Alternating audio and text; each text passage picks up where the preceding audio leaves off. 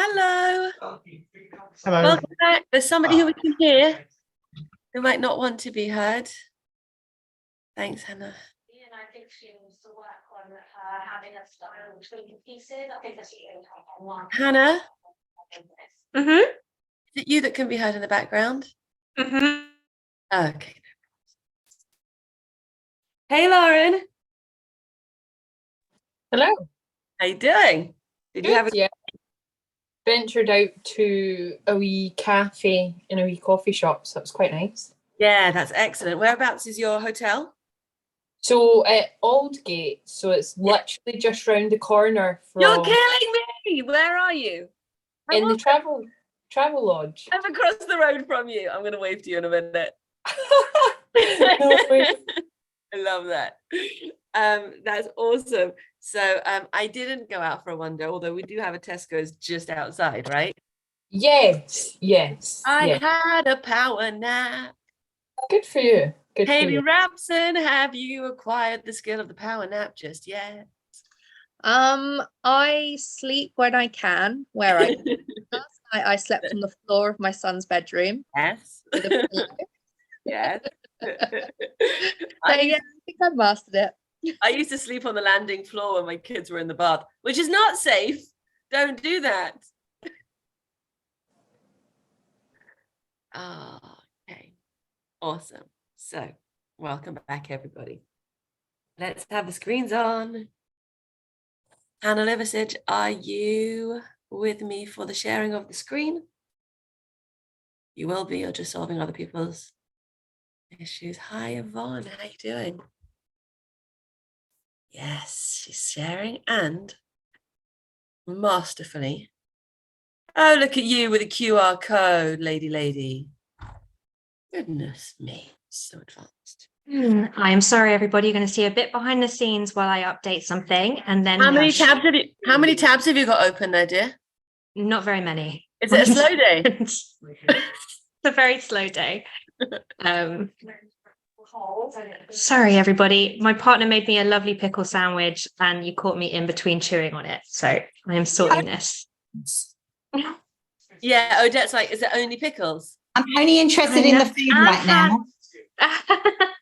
Ham, cheese, pickle, tomato, yogurt on sourdough, and he grilled it. Yeah, the Jew here is just totally checked out on the ham and the meat and the Yeah. milk together. I'm so I've sorry. checked out of that one. I've got all of the things that you're not meant to have. In case anybody wants to bring me a sandwich, mine is tuna and crisps, please. Salt and vinegar crisps. No. Oh, maybe. Yes. Oh, you're the best. No, the green ones. All right, you're very silly. Jeremy didn't show up for this. He's got places to be. We've got a session to run. QT team could be silly all day. We know that well. So this is what we're going to do. We're going to turn our screens on. Yes, we are. Yvonne, bring it back. David, Jane, Helen, Vicky, Nicola, Sarah, Georgina. I want to see you. Sharon, I haven't welcomed you yet, Sharon. Nikki, Nera, Jasmine, Rob, Angela, Zainab. These are your names. I want your faces. And there is somebody whose background chat is probably supposed to be muted. It was Hannah. All right, so welcome back, everybody. I would like to know in the chat, please, what you've eaten, because I'm a Jewish mother and I need to know that you're eating. What do you have for lunch? No, I don't want your face. I do. I like your face. What did you have for lunch, please? If you said sushi, yes, Elizabeth. Yes, sandwiches. Ooh, was there a wrap in there? I like it a wrap. Patties, salad. Okay, we're refreshed. I've had my power nap. And I'm ready to go. I really enjoyed that session with Flo Lance. I messaged Odette afterwards because Odette met with Stefan before. I didn't get a chance to. And what I loved was that he really knew the pain points of a tutor. I'm really interested to know next time we talk to him whether it's different in different countries. I'd be surprised if it is, because I feel like the personality type is probably the same. But I'm really pleased to speak with somebody who wants our input as they're developing the resource. So I think that's a fantastic opportunity for us. Do I have control of this slide deck, please? Hannah, how is this done now? Yes. Oh, yes. No. Yes. Zoom's come a long way. So meaningful quality assurance. Discuss. Meaningful quality assurance. Let's have a chat first, and I'm going to stop this share because you don't need to see my cheesy grin. Hannah, how do we stop share? Thank you, dear. Quality assurance. Can I have some knee-jerk reactions, please? Nicole, when I say quality assurance, you say? I know, I can see on your face. You say? I know. Jeremy, when I say quality assurance, you say? Can we go back to sandwiches? Sharon, when I say quality assurance, you say? Something that PC World does. Quality assurance, PC World, I see what you mean. It's really interesting. I want to come back to that in a second. So I visited a school when I was doing my NPQH. I was visiting all the local school leaders that would let me in, and I asked one of them, what's her school improvement mission about? And she said quality assurance. And I thought, oh, I don't want to work in your school. That just sounds like she's doing cookie cutter work. All of her teachers making everything just the same, and the display board's just the same, and the presentations just the same, and the marking in the books just the same. And none of us are here to be just the same, right? So this is what that made me think of, the PC World thing. I visited a school, and I will name it. I visited the Michaela School. Has anybody visited the Michaela School or heard of it? So the Michaela School is run by, her surname is Birbal Singh. I can't remember her first name. And she's a really, really interesting character. She's really focused on knowledge-rich curricula. And she created a free school in central London with the goal of helping disadvantaged students to make a lot of progress really, really quickly.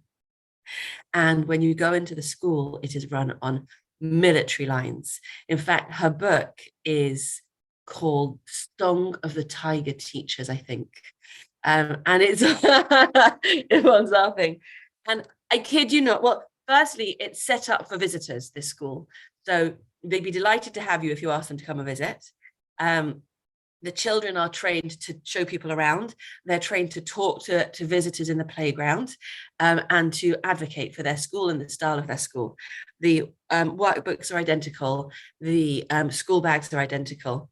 And when we were chatting in the playground, my lovely year one teacher, who was like the softest person you can imagine, asked one of the children why she's wearing 100 badge, or badge with 100 on it. She said, "Oh, that's 100% attendance, miss." And one of the other kids in the playground, these are year sevens, one of the other ones said, "But it's hard sometimes, isn't it? Because, you know, if you're not feeling well," the third child perks up with, "It's okay, they give you a bucket." Okay, so this is a really, really intense environment where the children were really, really pushed to achieve what was expected, including 100%. They marched into school, into the lunch hall, chanting Invictus, and they sat in family groups and were given a philosophy discussion question at lunchtime. All of this in theory is awesome. In reality, it looked exhausting to be a member of that school. So when we talk about quality assurance, meaningful quality assurance, we are going to remember that we are looking for Lauren-shaped holes and Nicola-shaped holes and Nicole-shaped holes all the way in Australia, where it's cold and dark right now, which really blows my mind. What I think is really, really interesting, to pull back on that thread that we spoke about earlier, is that in the same way that tutoring is precise and lovely because it works so closely with the needs of the student.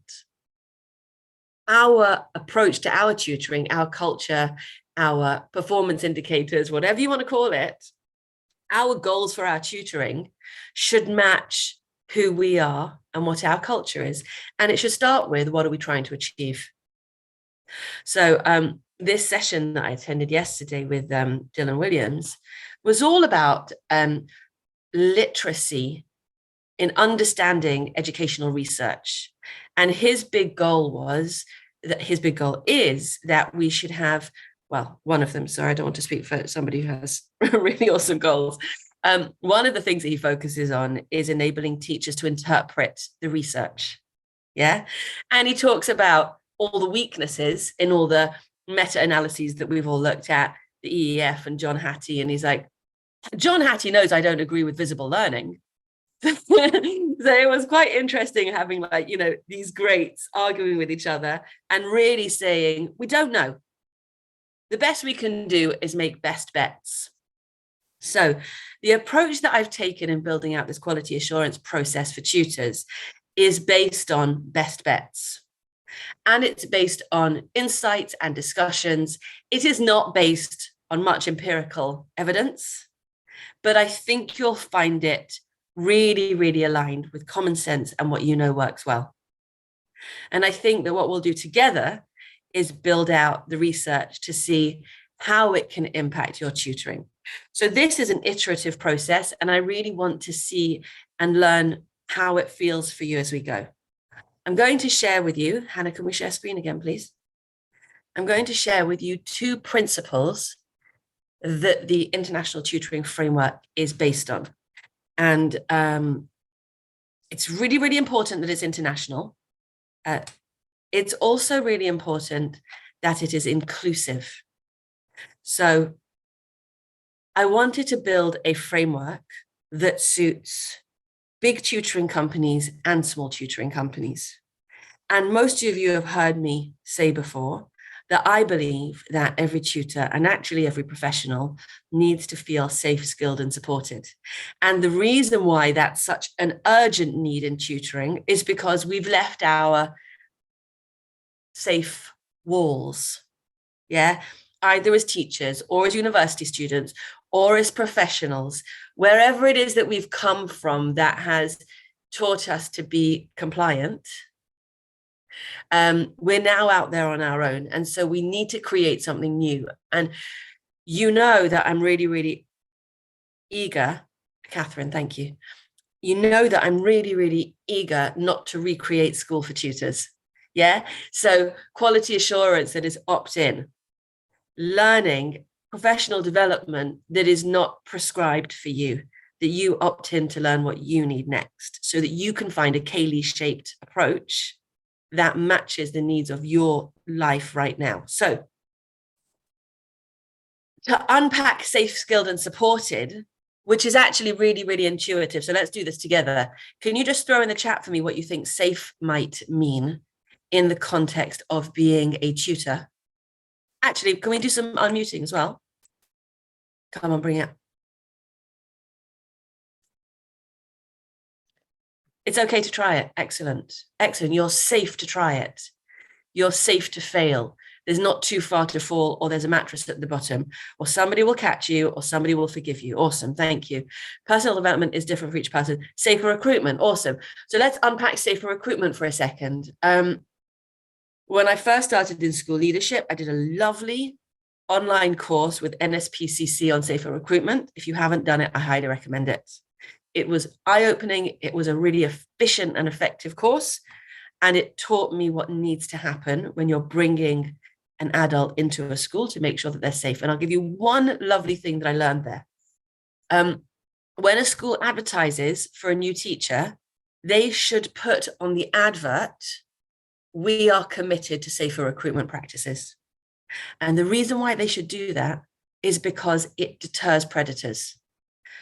The minute that they know that somebody in the school has been on a safer recruitment process, will be checking 2 references, will be interviewing with somebody else in the room, has commitment to safety, it deters people who are looking for chinks in the armor. they'll go somewhere else. So a safe culture is one where we all put up the barriers and say, you're not welcome here. If you are not safe, you are not welcome here. So yes, safeguarding, that's right. Thank you so much.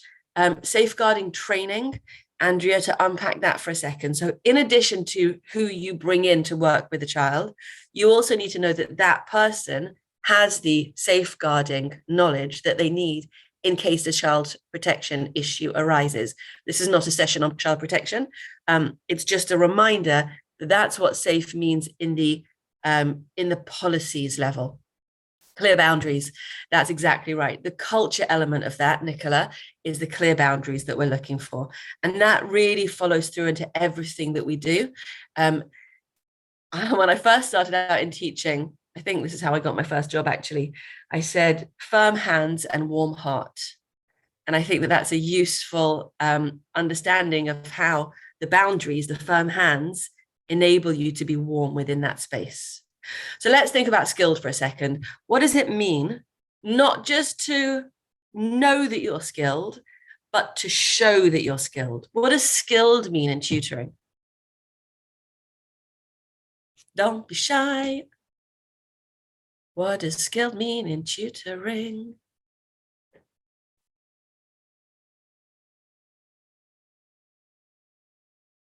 Experience, knowledge, safeguarding training, lovely. Subject knowledge and the knowledge of how to deliver that effectively, lovely. Confidence in knowing next steps, that's exactly right. So being able to break learning down into its baby steps and building knowledge up so that you're not leaving any gaps. That's what leads to mastery. Competence and competence and confidence through experience and knowledge, lovely. And when you say experience, you're also talking about the skills that you've developed through that experience.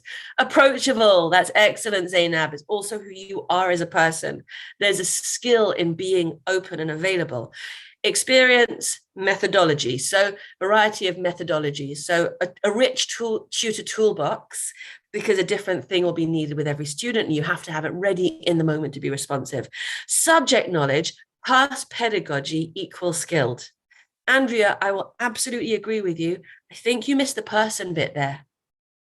Unless it's sitting inside pedagogy, you need to know your subject. You need to know how to deliver it. But we also know that you need to be bright and engaging. I'd love to hear more about that. Committed to grow. So there's a skill in being that person who has, thank you, Andrea. There's a skill in being that person who has a growth mindset and modeling that growth mindset, like Nicola was talking about before.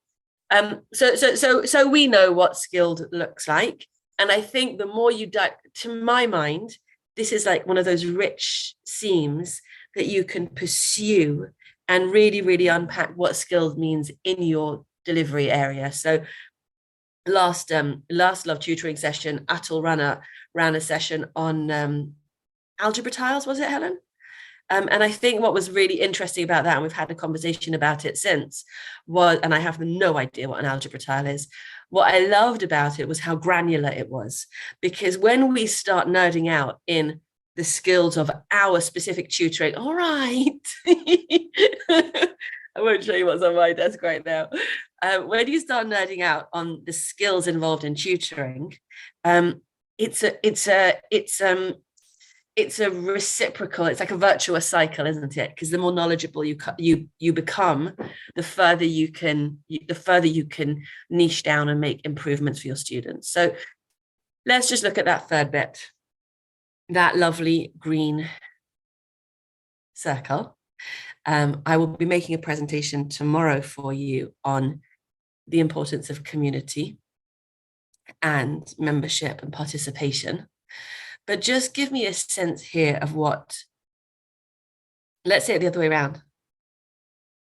How does it feel not to be supported as a tutor?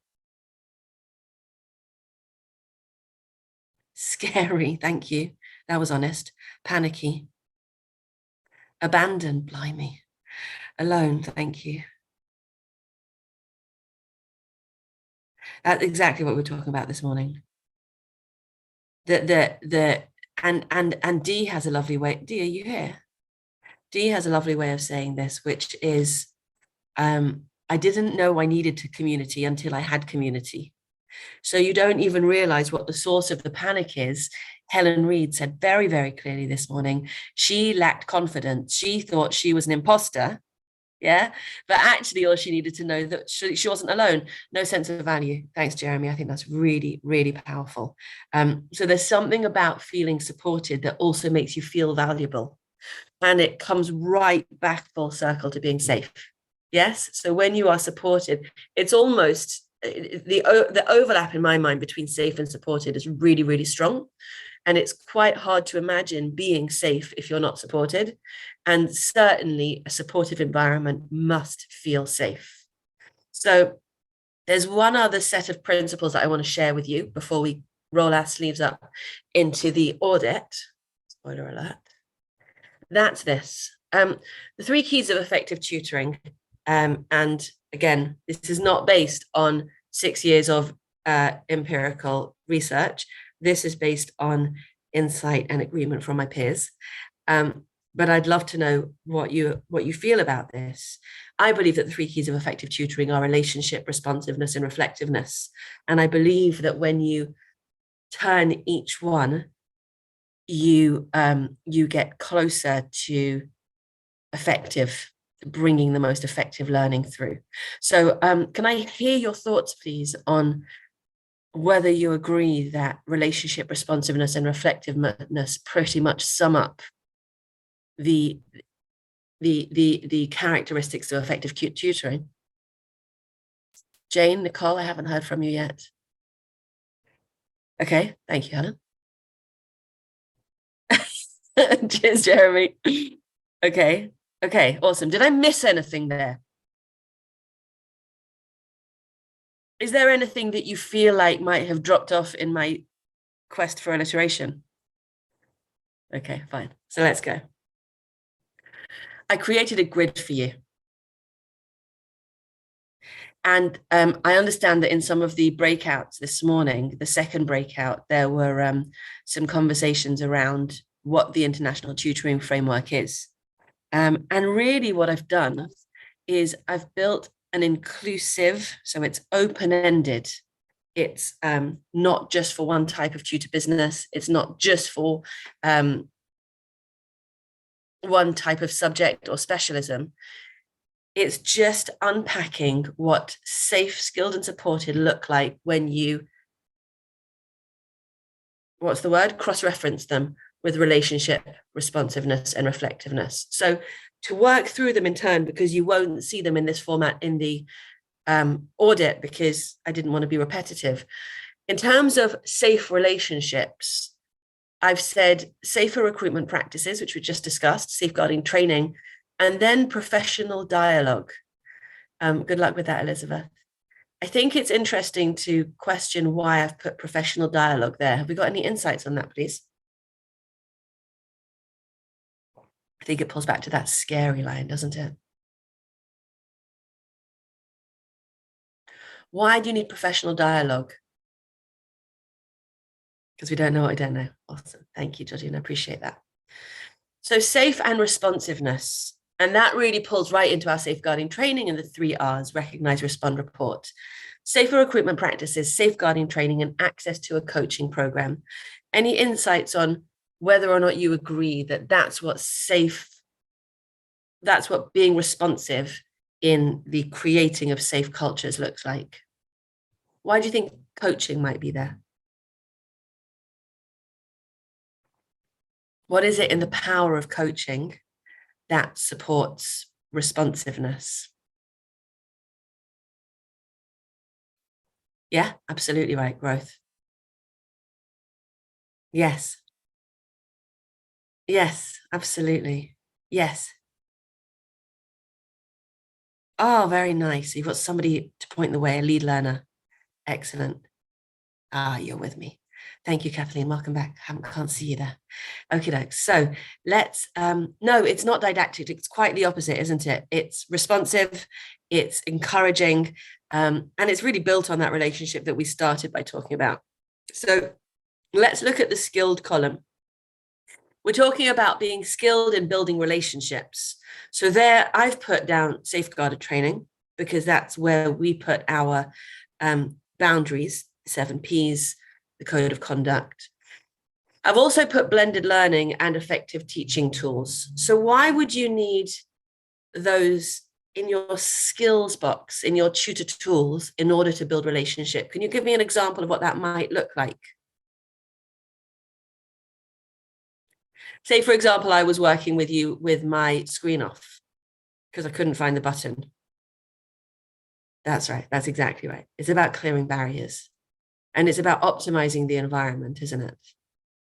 Superb. Let's move on. So, skilled and responsive. For me, this is the sweet spot, and it's beautiful that it landed right in the middle of this matrix, because come on, somebody do the work for me here. Why have I put the skill of being, why have I put skilled and responsiveness as basically what sums up the magic of tutoring? I can jump in if you want, Julia. Yes, thank you, Andrea.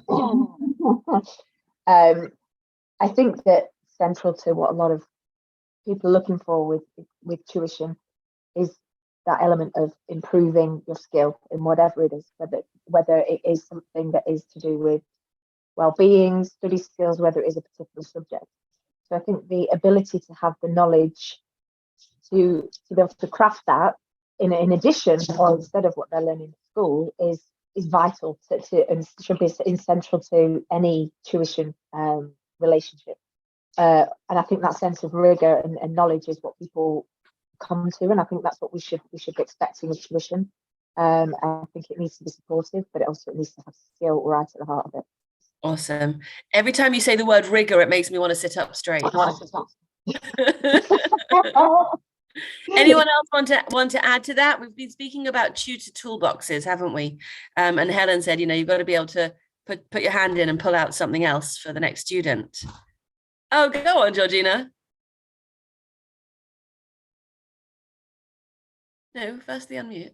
No, I don't think you want to. There was rigor that reminds me of my forensics. We definitely don't need to elaborate on that. Okay. Rigor. I see that. Rigor. Okay, no, got it. Then I missed the pun. Okay, so skilled and reflectiveness. Well, Nicola sorted that out for us, hasn't she? The skills of reflective practice. Yeah, Kathleen, go ahead. Did you want to say something? No? Okay, fine. So the skill of reflectiveness is really, really, and there's a lot of literature on being a reflective practitioner in education. And I like to say that, in this way, tutors, all educators are like dentists and plumbers. Because I take a dentist or I take a plumber and I can't see what they're doing under the surface there. Yeah, I really don't have a handle. It's like taking on a lawyer. You don't know whether or not the contract is saying what it's supposed to say. There's an immense element of trust when you take on an expert and when you can't follow them and evaluate their work. So a parent and a student has to understand, has to trust that you are doing your own reflective practice so that you are doing your best work for the student. And that element of professional integrity is, to me, one of the bedrocks over here. I'd love to point out to you at this stage that this is a quality assurance process. It's not impact evaluation. At no stage have I suggested that you measure things in this way, or ask these sorts of questions, or deliver or structure your things in any specific way, because going back to the evidence-based best bets, what I've given you here is a structure that is conducive to effective tutoring, so that whatever your size and whatever your structure and whatever your specialism, if you build these systems into your practice, so you're not going to be evaluating your outcomes in this session. You're going to be evaluating your structures for optimizing your outcomes. So it's an upstream solution. It's building a better bridge so that you don't have to worry about impact so much, because you're optimizing your delivery. Does that make sense? Awesome. Okay, so let's look at relationship and supportiveness. And I think here the key element is that in order for you to be positive and supportive and professional and resilient and respectful and all the things that we know your students need from you, all that warmth that you know your students need from you, you have to fill your own cup first. So the peer and the mentor support is as much about catching you on your rough days as it is about cheering your wins. Professional development community. And I put blended learning here as well because, hello, Melissa Harvey. Turn your screen on so I can smile at you. I think what people are going to stop using the chat because they know I'm going to call them out. I think what's lovely about the blended learning is that it gives all that flexibility so that you can access the content in your own time. So I said to Patrick from Stefan from Flowlands just now, most of us will be watching his presentation on recording later. Guess what? It was a pre-recorded recording that he delivered in a live session that we'll be catching as a recording. That's how the world works nowadays. So although it's a little bit with the time loops, I very, very much like blending so that we're really intentional about what we do together live, how we can be responsive, and then which bits are the content delivery. The effective learning tools enable you also to be responsive. Yeah. So when we look at supported and responsiveness, we're looking at the systems that allow us to be responsive. And I think that piece about effective learning tools, and there was a whole lot of conversation that we had when we developed this around effective teaching tools, effective resources. But when you put the focus on the learner, you're always going to be measuring the right thing. Yeah. So an effective learning tool, could you give me an example of when you've used a tool in a way that's worked really well for you, please?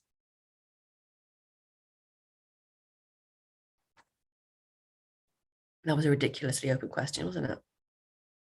Bit paper, bit paper, bit paper, bit paper. Helen is not sponsored by Bit Paper, but she jolly well should be. Scaffolding, awesome. Come on. Ooh, what is Numble? Oh, lovely. Socratic questioning, algebra trial. So these are all resources. And I very often would use a pegboard with my key stage 1 and 2 learners, because you can do so much with a handful of pegs and a board in times tables and counting, and Numble is basically a numbers game. You guys are distracting me with this really awesome stuff. So what we're saying is that we can continue our responsiveness by having the right resources available. Supported and responsiveness and reflective is the last piece.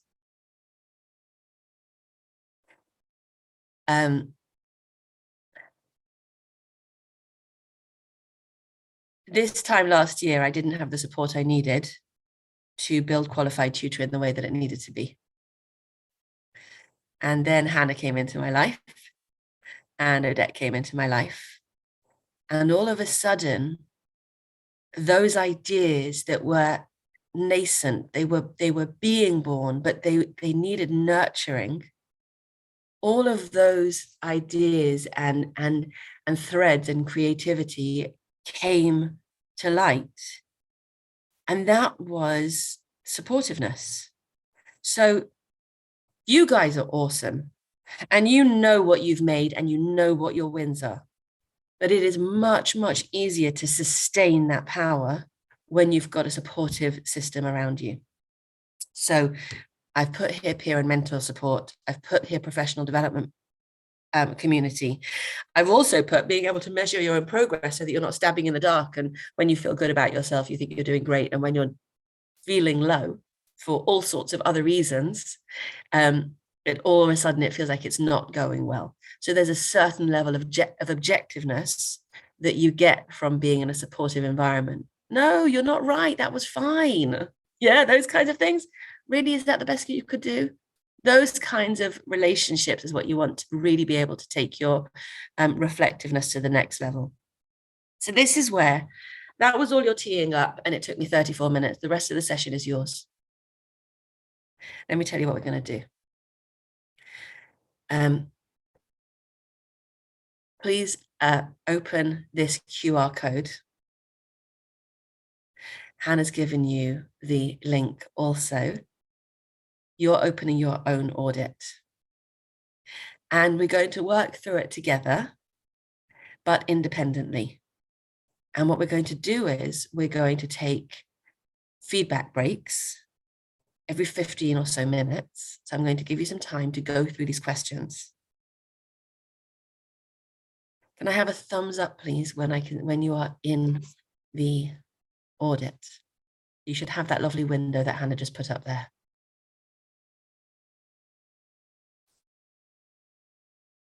Lovely, thanks, Zainab. Oh, thanks, Nicole. Excellent. Nicola, have you found it yet? Great. Jeremy, you with us? Yes, 2 thumbs. Great. Eleanor, thank you. Nice to see you. Okay, great. Okay, so open the audit, drop your name in. I've kept it as light as possible in terms of, data and information. Start filling it in. I'll give you 10 minutes. Ask any questions in the chat along the way. And then I'm going to ask you to start sharing what you're noticing. So you've got 10 quiet minutes to work now.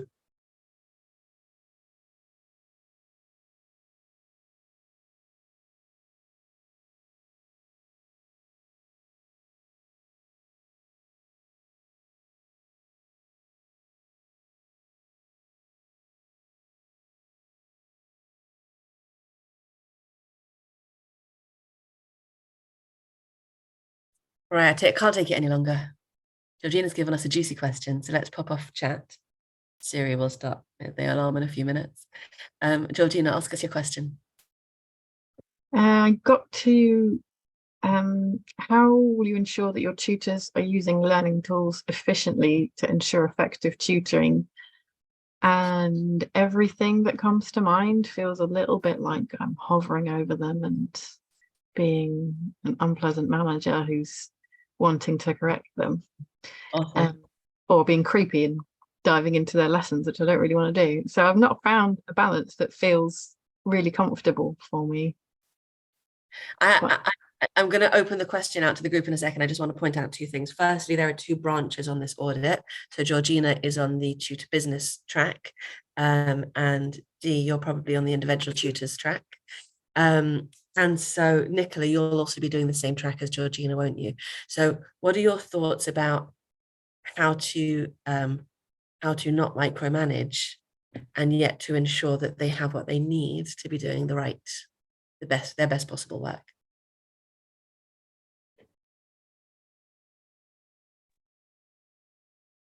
I think using the phrase sharing best practice helps, rather than saying, I'm going to come in and check if you're doing X and Y, and sort of asking the question, what do you feel has been useful, or what tools have you used with a particular student, and how can that be cross-transferred to other tutors who work with students of the same age, maybe doing the same qualification, and how you can put that in a bucket and share it.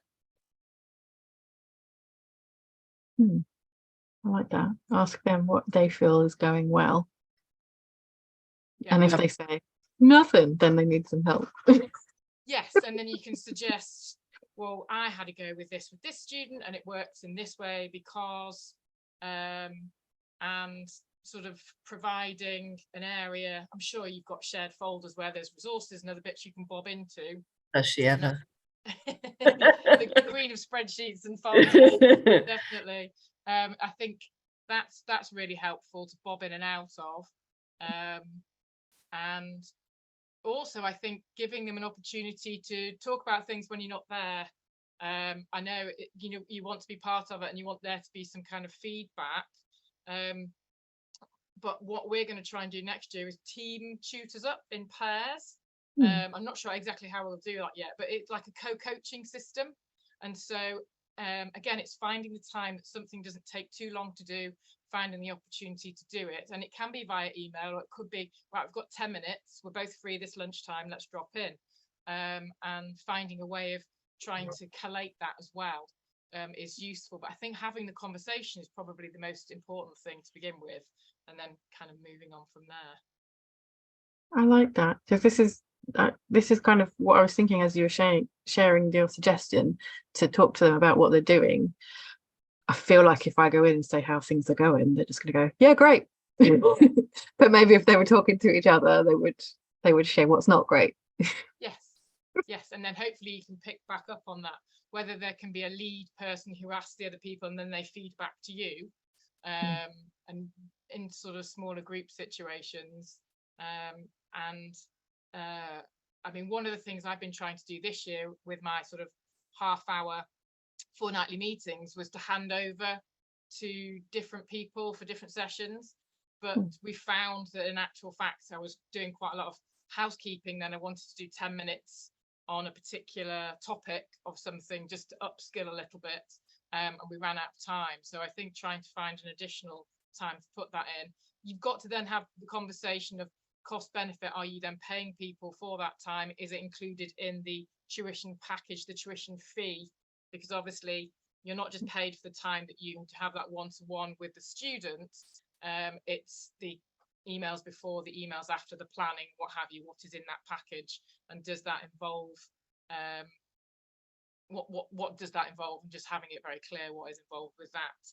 And so I don't use the phrase hourly rate, I use a tutor fee, and what's sort of within that fee, and that I found that's quite useful language to use.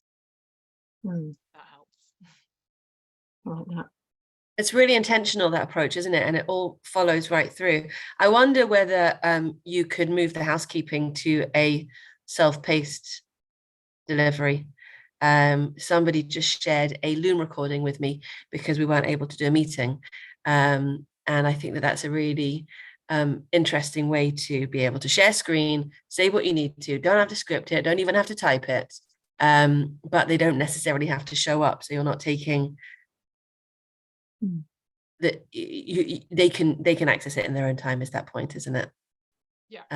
I certainly, when in my school, I inherited a meeting process that was all about the housekeeping, and the minute that I gave them that time back and found a different way to get the information to them, they felt like I'd given them time back, and that's like the best thing you can do for an educator, right?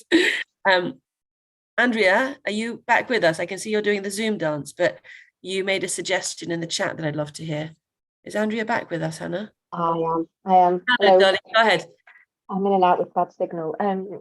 Yeah, I think anything dialogic. So I think basically it's kind of already been said, but the idea about asking, sort of, or having a suggestion of best practice and said, oh, what have you been using perhaps with that? Have you found any of those useful? So it becomes like a bit of a dialogue in how those are being used, as opposed to just the didactic tools that you should use, because obviously you've got people that are either working for you or you're working yourself, and you kind of know what works.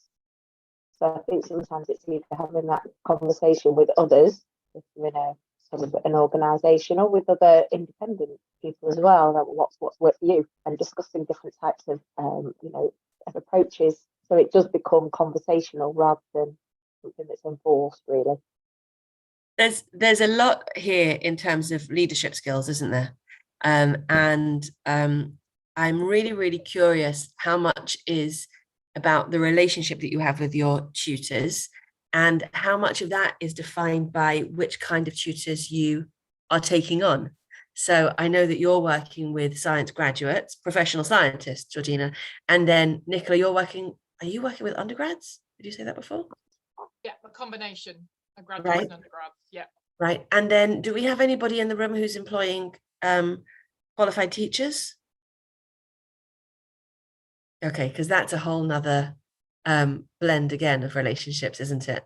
And it becomes quite complicated. Getting the hang of that relationship is pretty defining, isn't it? And when it unravels, it's really difficult, because we started off this query by Georgina saying, I'm just trying to help them get the right stuff, but I'm worried they'll resent it. Jade, welcome. It's really nice to see you. Hi. So currently we're working on the international tutoring framework. And I think next time we pause, I'm going to ask one of the independent tutors to jump in and tell us how that's working for you guys. Are you okay with going back to it for another 5 or 10 minutes now? Seeing if you can make some more progress?